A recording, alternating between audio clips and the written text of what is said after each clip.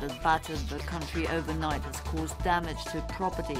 In Slovenia, strong winds uprooted trees and roofs, were ripped off homes, while the Brod and Posavina County and the Požega area reported hailstorms which damaged trees and cars. Emergency services were active throughout the night, restoring electricity and pumping out water. And in other news, as political parties regroup and work on forming pre-election coalitions, the squabble between the Croatian People's Party and the SDP has been resolved, and the two are to sign a document on the HNS joining the SDP-led People's Coalition.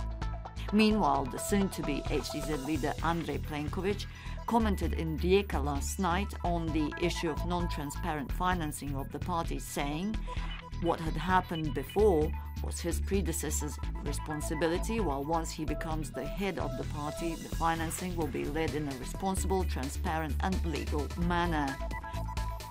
And the leader of the Pensioners' Party, Silvano Hrelja, has announced that former President Stjepan Mesić, who is a member of the party, will be running for a seat in parliament in the Zagreb electoral unit, adding that this was approved by coalition partners from the SDP, HNS and the President's Party.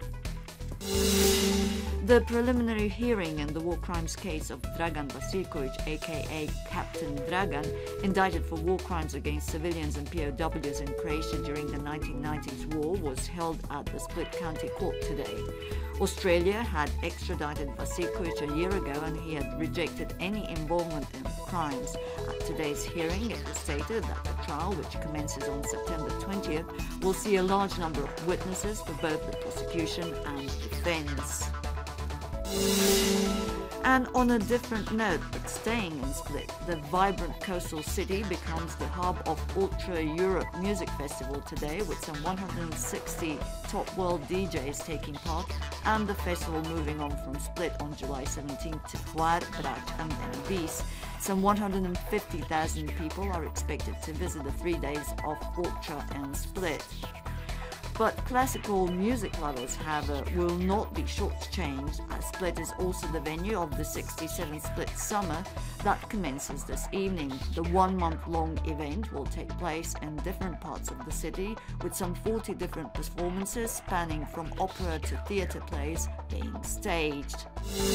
And turning to sports, the third European Universities Games were officially opened last night. The next 12 days will see Zagreb and Rijeka host some 5,000 student athletes from 41 countries. A total of 2,000 medals will be won.